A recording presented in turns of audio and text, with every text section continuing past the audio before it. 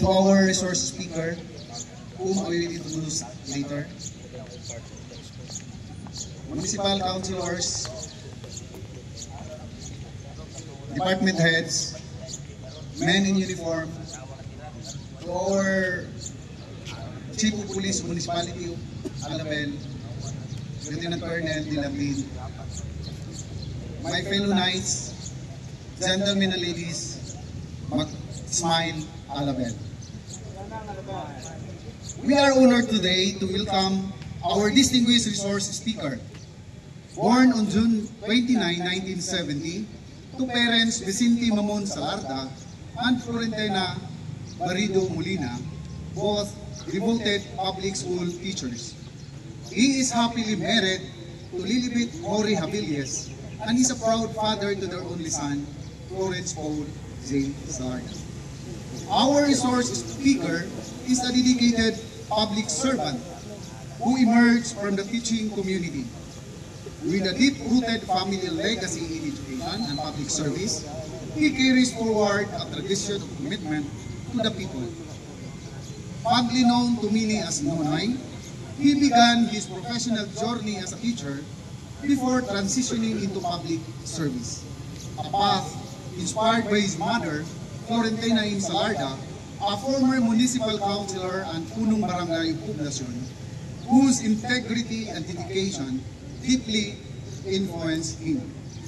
His academic foundation began at Alabel Central Elementary School in 1977 to 1982, followed by secondary education at Notre Dame Lagao in General Santos City in the year 1982 to 1986.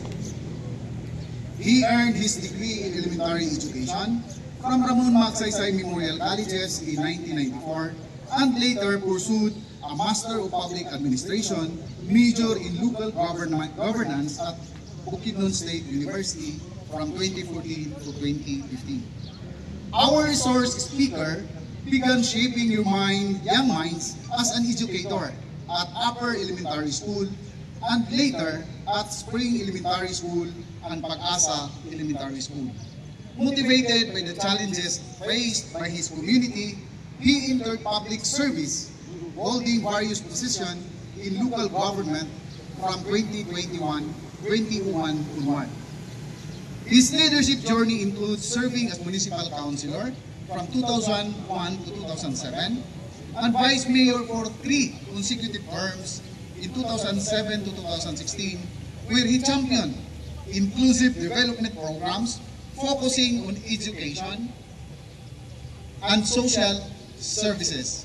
Eventually, he led Alabel as its 5th municipal mayor, where he launched impactful activities through his administration's principle, Smile Alabel, or Serbisyong Matinudanon, Integridad Lauman, Epektibo para sa Alabel, and the Serbisyong Smile sa Barangay or SSB, bringing government services directly to every corner of the municipality. Under his leadership, Alabel rose to national recognition, receiving multiple prestigious awards. The municipality earned the Seal of Good Local Governance, the highest recognition for local government units for 3 consecutive years. It was also named ranked #1 in government efficiency across the entire Philippines, an outstanding feat that highlights the effectiveness and dedication of his administration.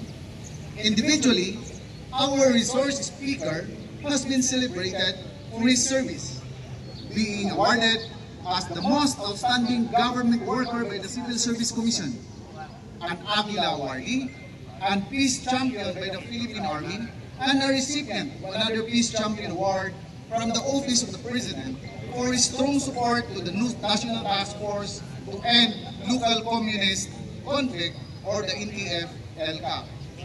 Today, we are privileged to hear from the leader who brings with him a wealth of experience in education, governance, peace building, and public service. Gentlemen and ladies, ma'am and sir, please join me in warmly welcoming our resource speaker, the Honorable Vic Paul Molena Salarda, EPA, the Municipal Mayor of Alabang.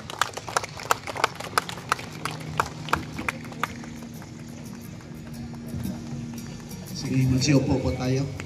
Marami pong salamat sa napakagandang introduction. It's really something timely for me since